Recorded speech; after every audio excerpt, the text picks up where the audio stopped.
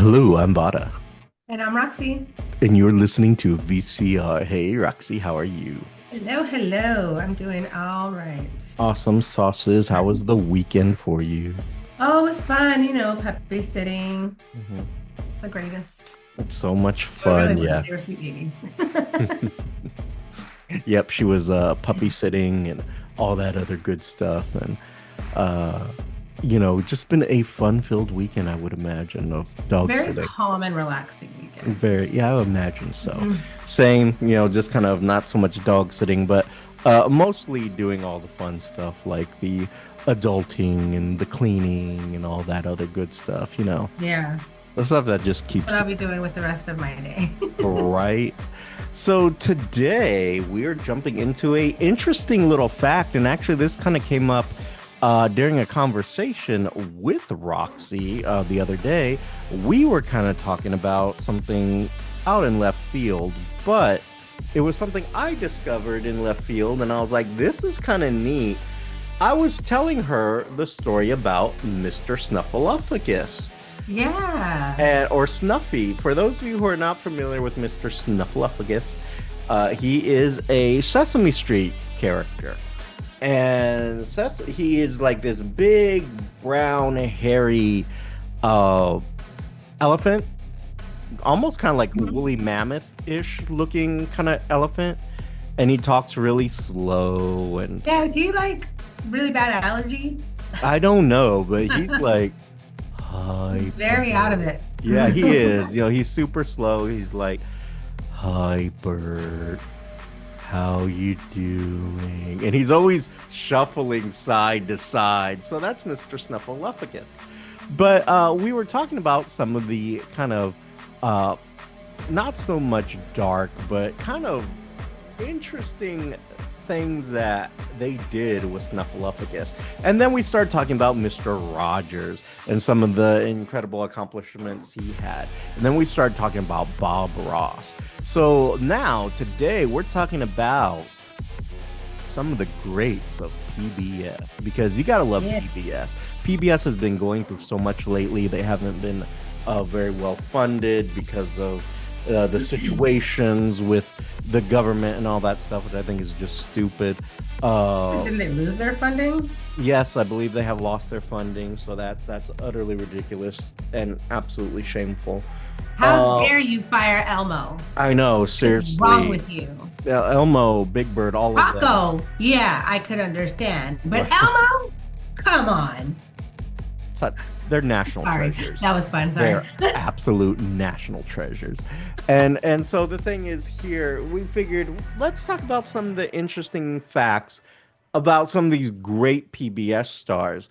And so we started off talking about Snuffleupagus. Let's go ahead and finish up Mr. Yes. Snuffleupagus. So Snuffleupagus, like I said, he's this elephant character on Sesame Street.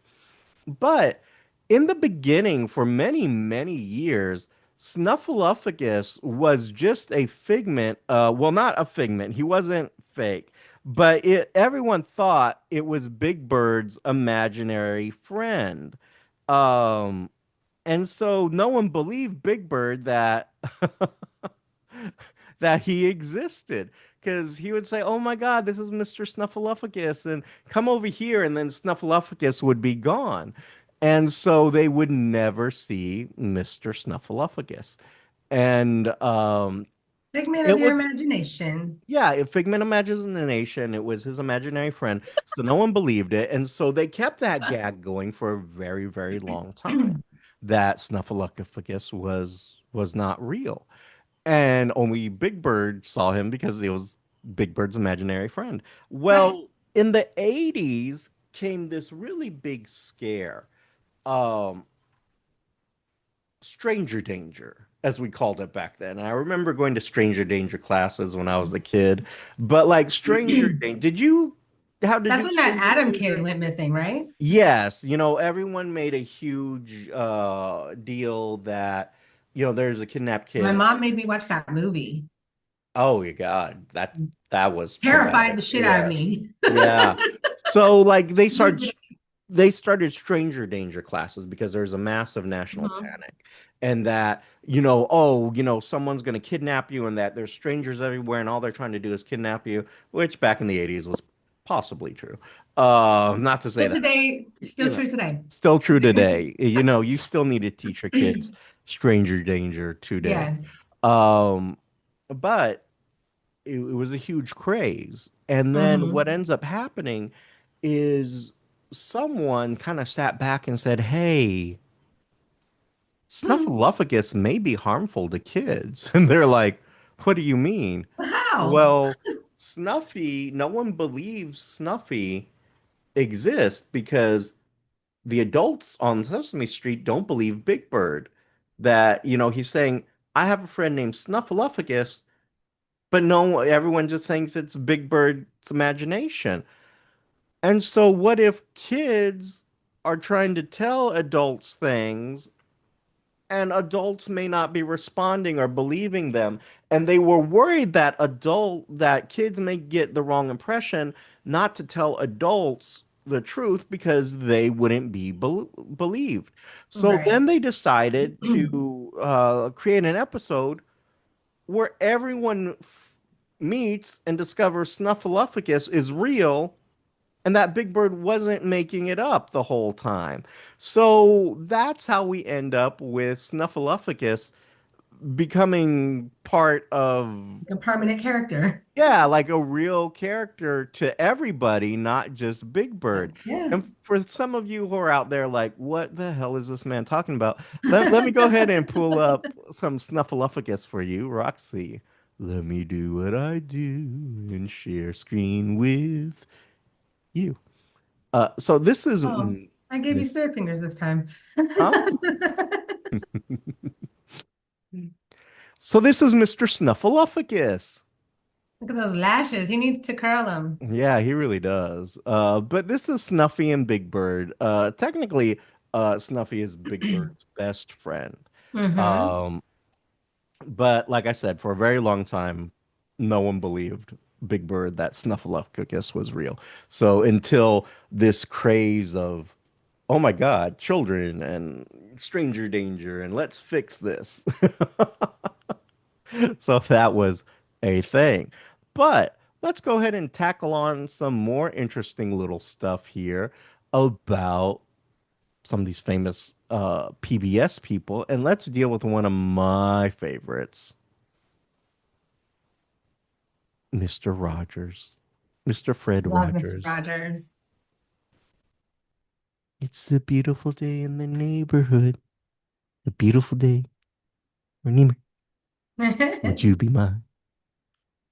Would you be mine? So Mr. Rogers is just like one of the I gotta tell you, this man is truly an American icon. Like I don't think you can really find anyone out there who can say anything bad about Mr. Mm-mm. Rogers. Um, Mr. Mm-mm. Rogers was just absolutely brilliant. Mr. Rogers had a couple of has been very influential. And I just don't mean in the sense of, hey, it's Mr. Rogers and what he's done for kids. I mean, politically, congressionally, Mr. Rogers is just a badass.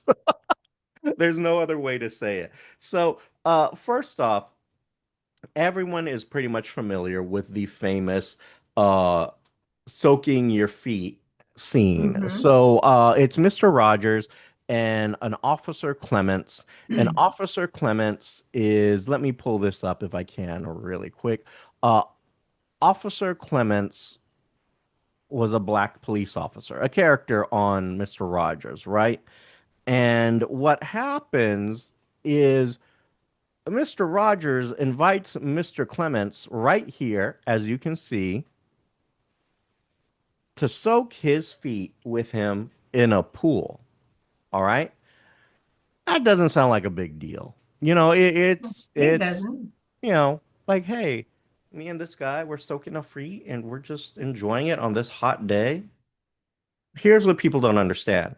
This was broadcast during a time when pools were still segregated. Mm-hmm. And this is him showing, people, hey, It's this is okay. You know, segregation, bad. This and talk about a brilliant and simple way of doing it. Yes. You know, by doing Very something, symbolic, yeah, simple, loud. It's beautiful. it really, and so this is, and of course, this is them reuniting many years later, but this is the original right here. And this is the actor who would have played, Officer Clements. And of course, this is him in the show.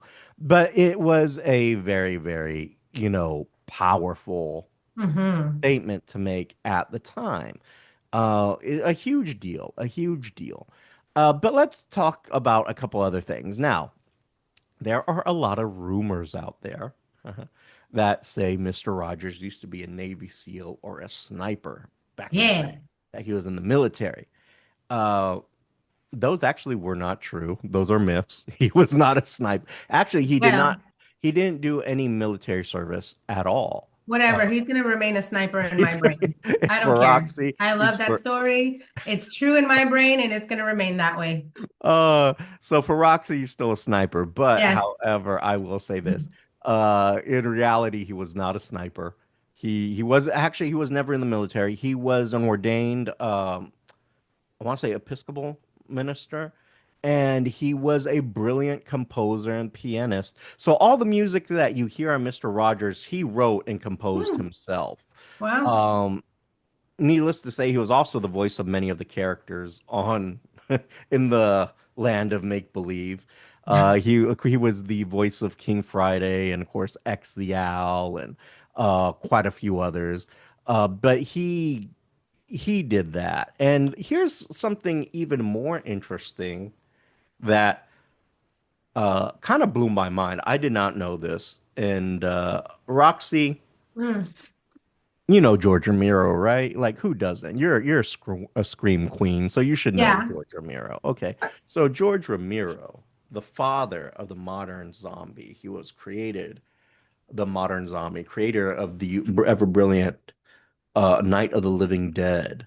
The man who, without George Romero, you don't have zombies, you don't have The Walking Dead, you don't have Return of the Walking Dead, you don't have the 5K of The Nothing. You Walking got Dead. nothing. You got You got nothing concerning that. nothing. Uh, the thing is, he credits Mr. Rogers for his start in film. Which is so funny. That's so It crazy. is the weirdest thing. So, Fred Rogers gave Mr. Romero his first break in film by allowing him to film some stuff for the show. And one of the things that he filmed was Mr. Rogers' tonsillectomy because he wanted to show kids it's nothing to fear and it's a procedure and blah, blah, blah. And so that was George Romero who did that. So Huh. till this, I mean, George Romero is passed now, but he credits Mr. Rogers for starting his career. Here's another wild thing. The legendary I'm Batman and Oh. Birdman and just every he's a great actor. Michael Keaton credits Mr. Rogers for the start of his career because Mr. Rogers then hired him as like a production assistant and then eventually gave him his own little segment on the show as Michael Keaton in an imaginary circus. And it was a fun just to go back and watch it just for that. But he started off on Mr. Rogers' Yes. Neighborhood and credits Fred Rogers for starting his career. And I was Hmm. like, That's amazing. wow, talk about a mind blow. George Romero, Michael Keaton, some of the biggest names, Fred Rogers did that. But here's something you don't Man in know. the red sweater. I'm seriously. But here's something. VCR, the VCR show has to credit Fred Rogers Yes, we do. for our name, technically. Um, and why? Let me tell you why. So back in the day when the VCR device was coming over to America, it was the VCR, the video cassette player, was a foreign device, right? And some major movie studios and studios were fighting the VCR from being opened up on the American market. So what ends up happening is somehow Fred Rogers ends up being asked his opinion by Congress. Like, what are your thoughts on the VCR? No joke. Fred Rogers tells him how open and welcoming he is to the idea because it allows families to play content. Back in the day, we called it content too, and shows that they feel are appropriate for their own families. Like they And control it. without hearing any more, they, Congress, allowed the VCR in the United States just off of Fred Rogers. Mhm. Without him, honestly, we probably would not have our name because, I mean, without the VCR ever making it here, what will we have called ourselves? The DVR? You know? No, seriously. Oh God. It's this show may not have existed. Me and Roxy may have never met to have done this show, thanks to Right. Mr. Fred Mr. Rogers. Rogers. Exactly. Talk about That's crazy. But Mr. Rogers isn't the only, I mean, that's not the only time Mr. Rogers went up against Congress. I think in 1969, Mr. Rogers went on there to explain how fundamental it was to fund this and to educate kids. Congress loved it, and they funded PBS entirely because of Mr. Rogers' testimony. Talk about Wow. mind blowing and totally opposite of what we're going through nowadays. So Fred Rogers is a true hero. And here's the weird thing, not the weird thing, here's the really loving thing about this man. He would spend hours actually writing back to children who would write to him on the show. It's the sweetest thing. Oh my God. Here's the even bigger and sweeter thing. If you ever remembered Mr. Rogers or you watch it, he would go over to the fish and he would feed the fish. But he would say it. He would vocally say, "It's time to feed the fish." And they'd go over and they'd do something like shake, shake, shake, shake. And Hmm. it's him shaking the food into the fish tank to feed them. No logical reason to have done that except because of a letter from a little girl. There was this little girl who was blind and Oh, she heard well, she knew that there are fish on the show, but she would worry that the fish weren't being fed because she couldn't see it. So oh, when she wrote Mr. Rogers about it, the way he decided to fix it was by wow. verbally saying, "It's time to feed the fish." And then walking over to the tank and saying, "Shake, shake, shake, shake," just a pinch or something like that. Because he wanted the blind children to know that the fish were being fed. And talk about, wow. That is Just, so freaking sweet. Oh my I gosh. mean, Mr. Rogers That's just amazing. absolutely. One more fun little factoid about Mr. Rogers. Those nifty little sweaters that he wore, the blue ones, the red ones. He'd come in, take off his suit jacket, get Hmm. his sweater out. Do you want to know something really interesting about that, Roxy? Yeah. I just blew my mind. Yes, please. All those were handmade by his mom. Those sweaters, Wow. he wore his mom's sweaters. I was I like, bet she loved that. Oh my oh goodness. God. Wow. Like if my heart could burst right now, it would. No, seriously, Mr. Rogers is just incredible. Like, you just cannot talk trash about that man. Mm-mm. And if you do, I'll We totally should throw. all strive to be a little like Mr. We all Rogers. need to be Mr. Rogers nowadays. Mhm. And if you talk bad about him, I will throw hands. Throw hands. Catch me outside. I will We choke can you we can out handle this. this. I will choke you out this neighborhood is what I'm gonna do. But I mean, seriously, they don't make them like Mr. Rogers anymore. I mean, they really don't. Talk about absolutely brilliant. But he's not the only PBS favorite out there. No, there are some others. Hmm. PBS is loaded with great shows. They really are. So Really loaded. I'm going to talk about this one briefly, and then we'll go into Mr. Bobby Ross there. The Electric Company Oh was a kids yeah. show. Gave Morgan Freeman his start. Now, You say it gave Electric Company was pre-Disney Kids. yeah, it really was. It gave it was the start to Morgan Freeman's career, and also was a start to others' careers as well, but they were more Wasn't character actors. And wasn't Debbie Gibson on the Electric Company? I think she was. let's I feel find like she out. was. And I only remember that because of her song Electric Youth, because I love that. And I feel like some of the graphics or stuff were from the Electric Company. I don't know. I may just be making that up in my head, but I really feel like she was. It's entirely possible, and it's also entirely possible that you're making up in the head. It's, all of it. Both of them are entirely possible. There's, it may have been in another universe that was real. Electric Company famous actors.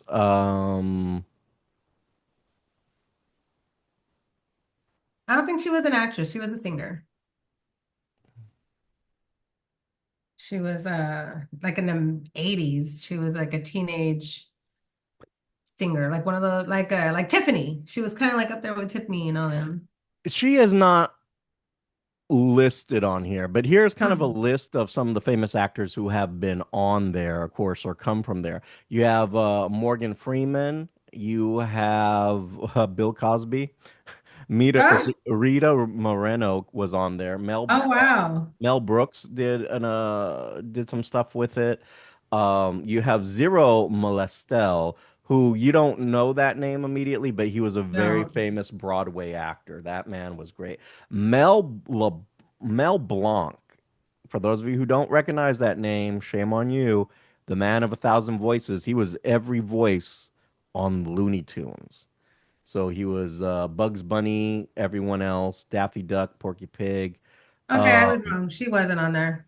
okay, yeah, I'm looking She and was not on the original Electric Company. That's what it says on here. nope, definitely not. Well, then I entirely made that up in my head. Yes, you did. But I really, Louis, I was like, who is it then? There was somebody that was on there. Lily Tomlin was on there, Gene Wilder. Like these are all people who've kind of like been through that type of thing. So, but Mm, Morgan Freeman is probably the most famous and notable from there. And then, of course, you got a few others here and there. hmm. And then Bill Cosby apparently was on there for a couple of seasons, actually, according to this. So that's kind of interesting. I had no idea about that. So yeah, you have all this interesting stuff coming out of PBS there. But let's Yeah. go into something a little darker, which oddly is going to be Mr. Bob Ross. Mr. Let's just put a Happy little little trees. happy little tree Happy here. little tree. Get a little more titanium white. You just get that titanium rolled white right here. Uh,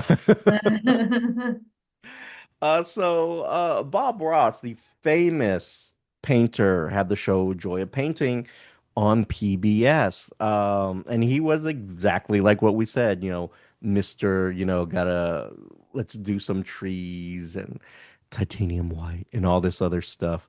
But Bob Ross actually did not make his fortune from that show. He actually lost a lot of money to his partners because Mm, of some bad contracts and bad deals.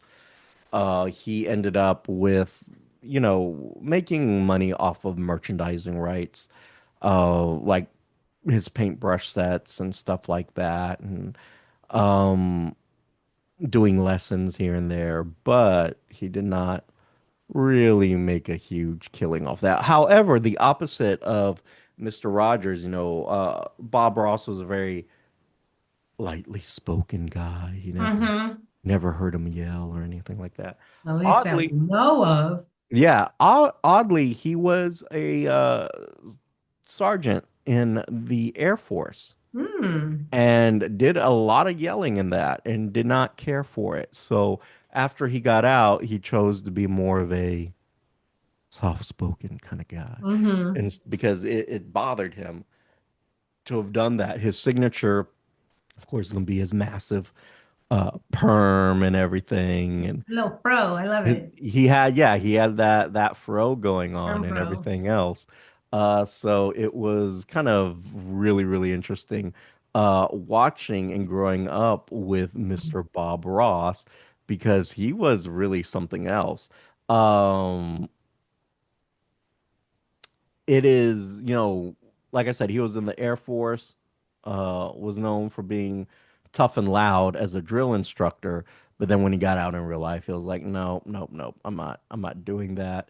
Um, the third myth that everyone loves, um, is the concept or the theory that in his paintings are the areas that bodies are hidden type of And he's a serial situation. killer, and those are the Yeah. places where he hides his bodies, which I love that theory. I don't think it's true, but I just think it's so funny. Like, I love it.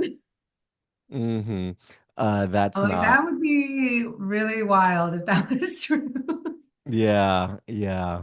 Uh, so yeah, no, that wasn't true. That wasn't No. true. Supposedly. I mean, I don't really know, maybe, but so far, no. Uh, there are there was a common myth. Let me go ahead and just kind of go through a couple of these. Myth one, he was a sniper like Mr. Rogers. Truth, he was never a sniper. Yes, he was in the Air Force, but his role was in medical records and as a drill Mm. sergeant, not combat. So, number two, he made millions from the TV show. Truth, Bob Ross himself did not get rich from the joy of painting. Most revenue came to him later through Bob Ross Inc., merchandises, classes, licensing, stuff like that. But the bulk of his fortune went to his business partners, not his estate. So kind of sad on that. Three, he painted all the show's happy little trees. Live with no preparation. So in other words, like he didn't prep it beforehand type of thing. Truth, no. For each episode, Ross usually painted three versions of the same scene. One before filming as reference, one during the show, and one after for instruction books. So he had three Oh, different versions of each wow. painting that he did. Myth four, he was always calm and soft-spoken, even in the military. Truth, while in the Air Force, Ross was known for being uh, tough and loud as a drill sergeant, which we already talked about, and an instructor. He later promised himself he'd never yell again once he left the service, hence his famous calm demeanor. So, really, a big contrast from Mr. Rogers there.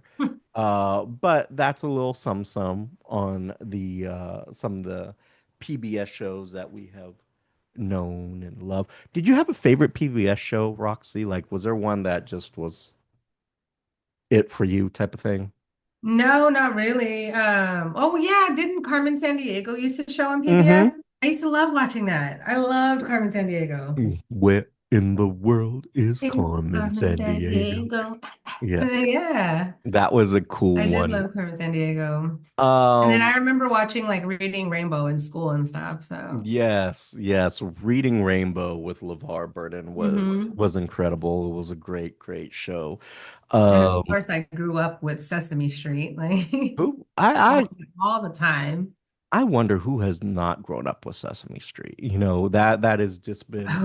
I feel sorry for them if they didn't. Yeah, because Sesame Street is Like incredible. that, think that That's I have to credit that for making me a good person, There you Like go. There you go. you Sesame gotta Street learn was young. was amazing. I remember all those and quite a few more, but I think I've always remembered and always been very fond of Mr. Rogers. That always kind Hmm. of had a special place in my heart because there's something about Mr. Rogers that was just so incredible. I And liked Mr. Rogers, but he reminds me of Nap Time because that's what they would put on at nap time. I can see that. I Because can he's see so that. calming, so it would just put us.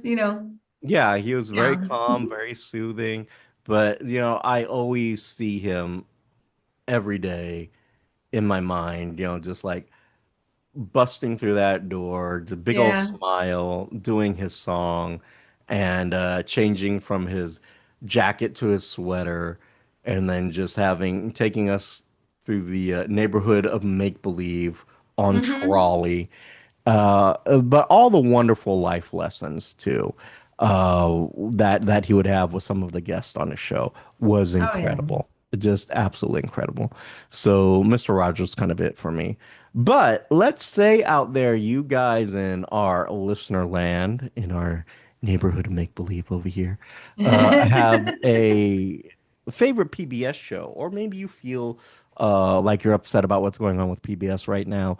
Let us know. Email us to the VCR show at the VCR show at gmail.com. Had to think there for a You minute. forgot And that? check out our website at the VCRshow.com. And let's say you want to take Miss Roxy here on a trip to the land of make believe. The land of Uh, make believe. you can do so at her social medias, which are. On Facebook at Roxy Perez Curvy Model, on Instagram at PopRocks428, and on TikTok at the Pop Rocks. And Pop Rocks is spelled POPROXX. And as always, I'm Vada, And I'm Roxy. and you've been listening to VCR. Bye. Bye bye. It's a beautiful day in the neighborhood. A beautiful day in the neighborhood. Would you be mine? Won't you be mine? No, I don't want to. No. It's a neighborly day in the neighborhood. You have been listening to VCR, creative content by Richard Christopher Vada and Roxy Perez. Logo by Richard Christopher Vada with assistance from Annie Ramirez. If you have any questions, comments, or concerns, you can reach us at thevcrshow@gmail.com or our social medias at Instagram and Twitter at The VCR Show. And you can also check out our content at thevcrshow.com. The show's song is Addict by Nefex, instrumental, and you can find them on YouTube Music Library.